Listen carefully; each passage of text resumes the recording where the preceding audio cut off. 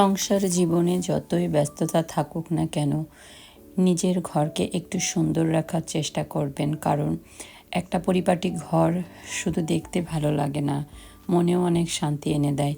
আসসালামু আলাইকুম প্রিয় আপুরা আমার, কাছে কিংবা দূরে, দেশ অথবা প্রবাস, পৃথিবীর যে প্রান্ত থেকেই আমার আজকের ভিডিওটা দেখছেন, আশা করি মহান আল্লাহ তাআলার অশেষ রহমতে সবাই অনেক ভালো আছেন, সুস্থ আছেন। আলহামদুলিল্লাহ, আমিও আপনাদের দোয়ায় অনেক ভালো আছি। আজকের নতুন আরেকটা ব্লগে আপনাদের সবাইকে জানাই আন্তরিক স্বাগতম। যারা প্রতিদিন আমার ভিডিও দেখেন, সুন্দর সুন্দর কমেন্ট করেন, লাইক করেন এবং শেয়ার করেন, সব সময় আমাকে উৎসাহ দেন, আপনাদের প্রত্যেকের প্রতি রইল আমার আন্তরিক ভালোবাসা আর কৃতজ্ঞতা। আপনাদের এই ভালোবাসায় আমাকে প্রতিদিন নতুন নতুন ভিডিও নিয়ে আপনাদের সামনে আসার সাহস দেয় আমার প্রিয় আপুরা। আজকের ভিডিওতে আমি এই বিছানার চাদর পরিবর্তন করব, পুরো ঘরটা গুছিয়ে রাখবো, ধুলাবালি পরিষ্কার করব, তারপর ঝাড়ু দিয়ে সব কিছু সুন্দর করে পরিপাটি করার চেষ্টা করব। আশা করি আপনারা শেষ পর্যন্ত আমার সঙ্গে থাকবেন। এই যে প্রথমে আমি বিছানার চাদরটা অলরেডি কথা বলতে বলতে বিছানার চাদরটা আমি পাল্টিয়েও ফেলেছি। চাদর বদলিয়ে তারপর আরেকটা নতুন চাদর, মানে নতুন চাদর বলতে আলমারিতে পরিষ্কার করা চাদর ছিল তার কথাই বলছি। ওই চাদরটা বিছানোও হয়ে গেছে, আপনারা তো দেখতেই পেলেন। আমি আসলে ভিডিওটা আগের থেকে নিতে ভুলে গেছিলাম। বলছি আমি চাদর পাল্টানো থেকে শুরু করব। অলরেডি আমার চাদরটা আগেই পাল্টানো হয়ে গেছিল, অনেক দিন হয়ে গেছে, তাই ভাবলাম আজকে নতুন চাদরটা বিছানো যাক। বারে বারে দুঃখিত, নতুন চাদর বলছি, আসলে বাজার থেকে কেনা নতুন চাদর না, এটা আমার এর আগে, এই চাদরের আগে যে চাদরটা বিছানো ছিল সেই চাদরটা আমি ধুয়ে আবার আলমারিতে রেখে দিয়েছিলাম, সেটাকেই আমি বারবার আসলে নতুন চাদর বলছি। আমার কাছে এই পরিষ্কার চাদর বিছানো অনেক ভালো লাগে, কারণ পুরো ঘরটাই একদম অন্যরকম হয়ে যায়, ঘরটা পরিষ্কার পরিচ্ছন্ন লাগে। ঘরটা যেমনি আসলে পরিচ্ছন্ন লাগে তেমনি নিজের মনটাও অনেক ফ্রেশ লাগে আলহামদুলিল্লাহ।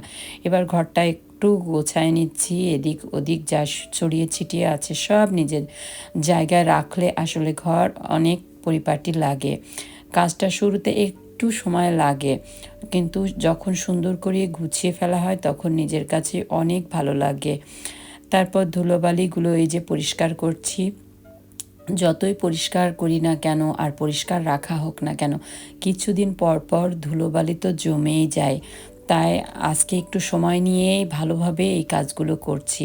এরপর পুরো ঘর ঝাড়ু দিয়ে ফেলবো। এই ছোট ছোট কাজগুলো নিয়মিত করলে ঘর আসলে সবসময় পরিষ্কার পরিচ্ছন্ন থাকে।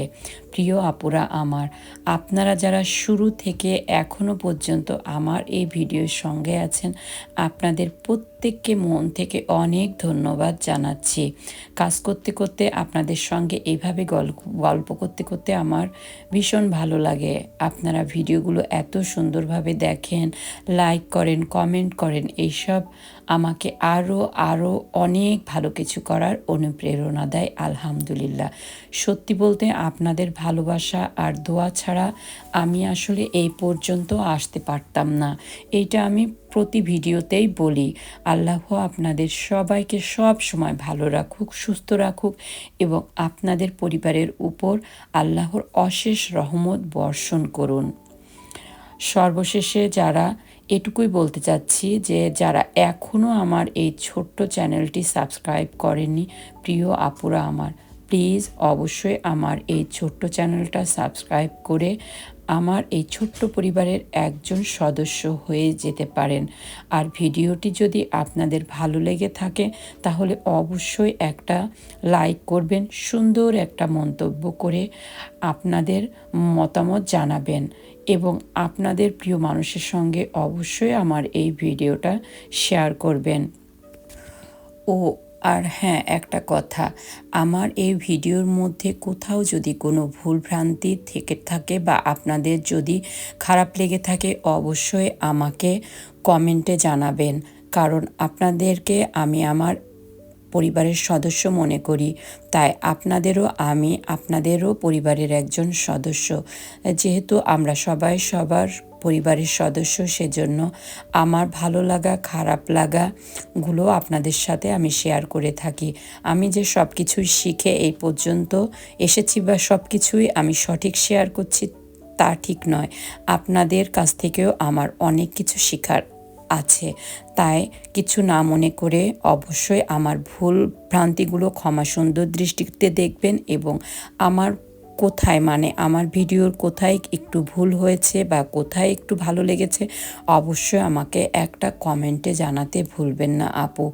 আমি অনেক খুশি মনে আপনাদের কমেন্টগুলো পড়ি, আমি বারবার এই কথাটা বলছি।